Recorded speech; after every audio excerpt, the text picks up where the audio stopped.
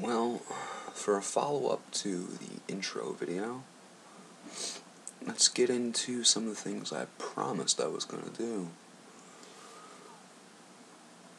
This is about philosophy. It's an interesting thing that philosophy by itself doesn't really exist as a career outside of actually teaching it.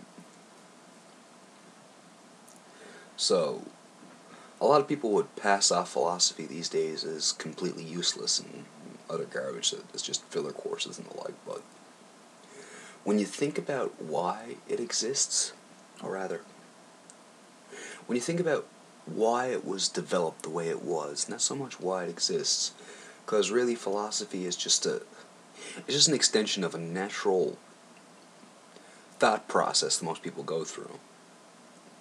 Now, one could argue that most philosophers take thought processes and go to the massive extreme, but it's kind of necessary. You see, and this is just my opinion, but if I had to guess, I would say philosophy originated from the idea of trying to be prepared. So,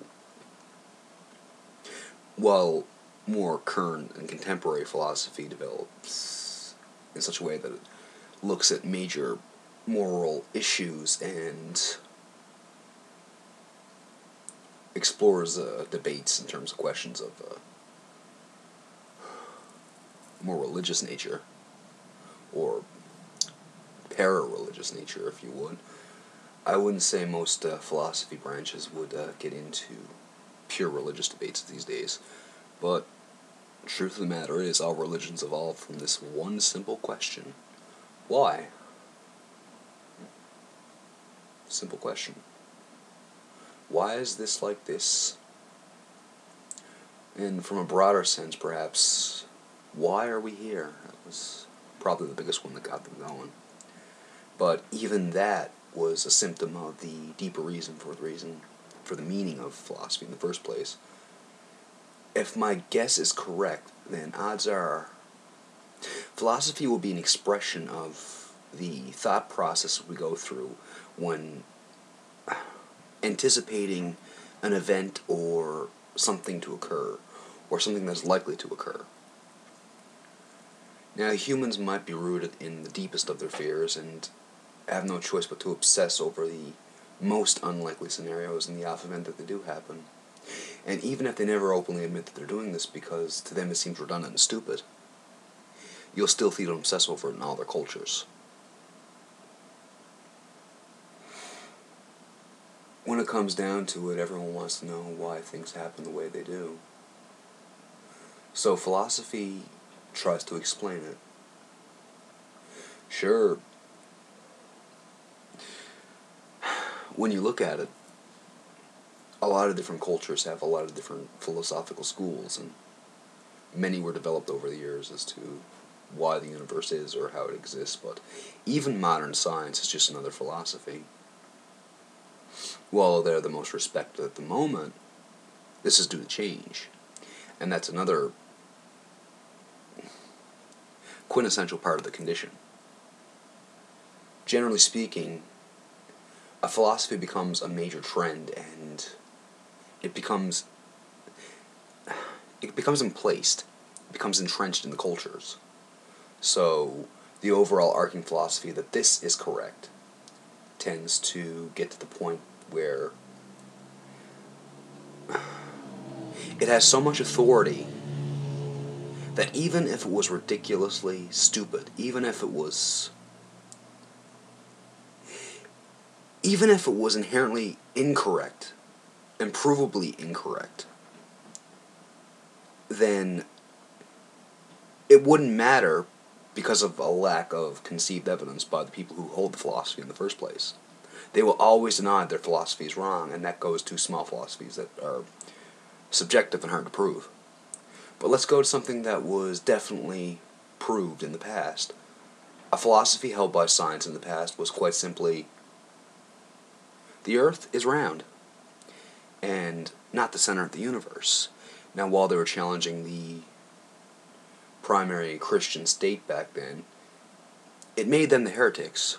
So they turned out to be right on that.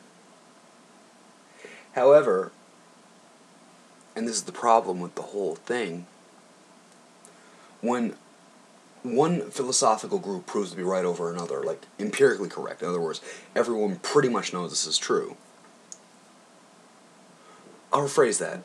When everyone assumes that the group that was oppressed before becomes the empirical group, when they become the politically correct version of what we believe is true, they tend to out the ones who put them down before, and this is just basic human revenge. So, the philosophical group that was in direct conflict with another philosophical group that was in charge before will automatically take up shop and start oppressing the group that oppressed them in the first place. Hence the reason why most scientists believe that no religion can exist. It's not so much that they actually don't believe in the possibility of it, because as true scientists they have to be open to all possibilities until completely empirically disproven.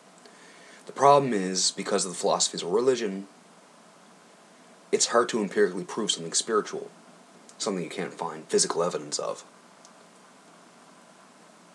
So there'll be constant enemies, they'll be constantly fighting each other, and that won't end. And odds are there'll be mediocre, intermediate philosophies that come out of both of them, and really that will not solve anything, because sooner or later any philosophy could take over the general empirical data. And the only reason for that is because societies can fall, and then the empirical truths that one generation learns completely forgotten or misplaced. An example of this is linguistics translations from our generation in the past. How are we supposed to know that what we're actually translating by the context we have for the language we know, that it's actually empirically correct? Because odds are the languages were much different, had much different connotations back then. So you could be as much of an anthropologist as you want and still not really know what happened. And you could be much of a paleontologist you want and still not really know what dinosaurs look like. That's why dinosaurs have feathers now rather than scales as they used to. In other words, what I'm saying is philosophy is what is the essence of what became of a search to understand the world. So everyone experiences some degree of philosophy in their lives at some point, because everyone will come to their point of opinion as to what they believe is true and false. And therein lie the inherent problem with the whole works of it in the first place, because essentially everyone's going to reach different conclusions. And many different individual groups will reach similar conclusions enough to group together and act as one. That might be more to do with culture, but it's hard to say. It might have more to do with our thinking as a result as to why we have the cultures we have, rather than our cultures being the way we think. It might be that because of the way certain groups of almost identical people thought in the past determine where they went to and where they lived and how they lived, which could determine how they look and stuff like that. But that's more of a problem for evolution theorists and the like. So when it comes down to it, the real problem is that as long as people think differently from each other, there will never be true peace, because there will always be those in conflict. So the ideals of making a complete system of world peace is irrelevant, because as long as there's a difference of opinion, there will always be conflict. It's as simple and even internal in groups. So even these groups who are supposedly of the same ilk and supposedly have the same opinions will always have internal conflicts.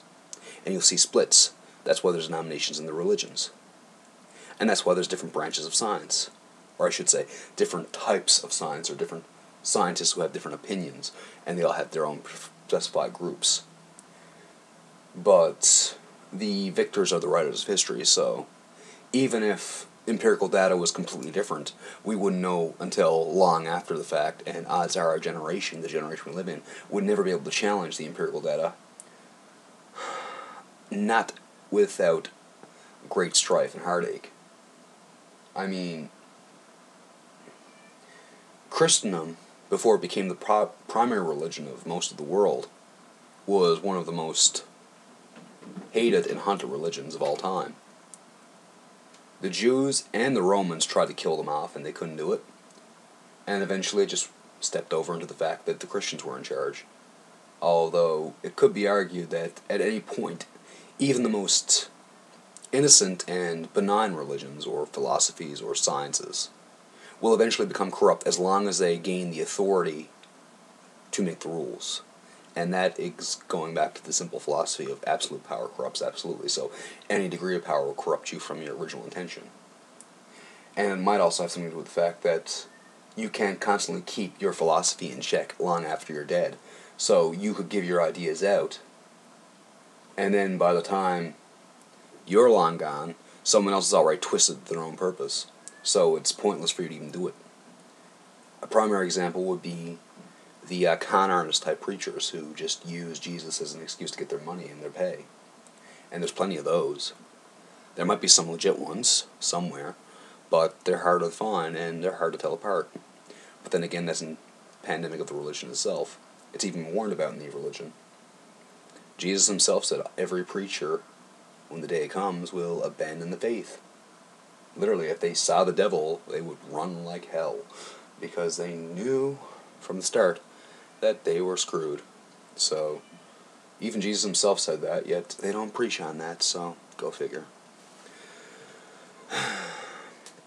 But when it comes to the reason philosophy exists, or rather, why it's important, it's really an extension of precognition, wanting to know what's going to happen before it happens.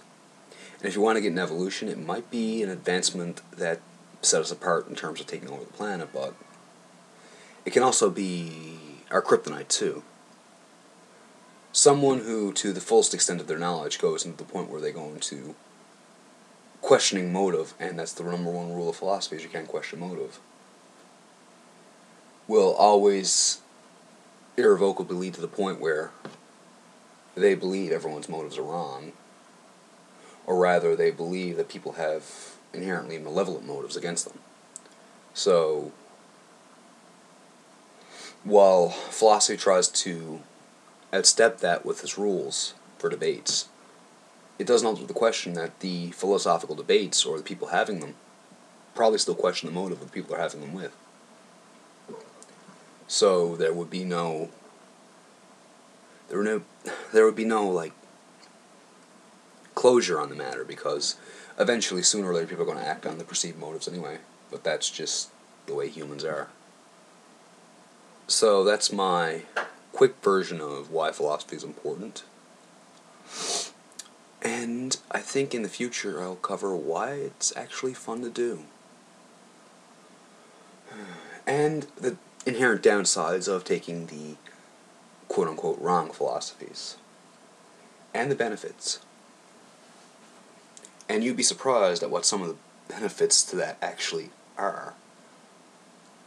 So, I look forward to having anyone come in for looking this kind of thing up in the future, and I would enjoy doing other things besides this. However, I do need to work on other things as well, and I intend to be putting Let's Plays of my own homemade games based on all my miscellaneous trivial knowledge of different philosophies, religions, and cultures. Well, not so much cultures that exist now, but cultures that had existed.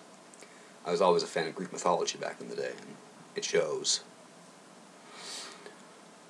In either case, I'm signing up for now, and we'll see you in the future.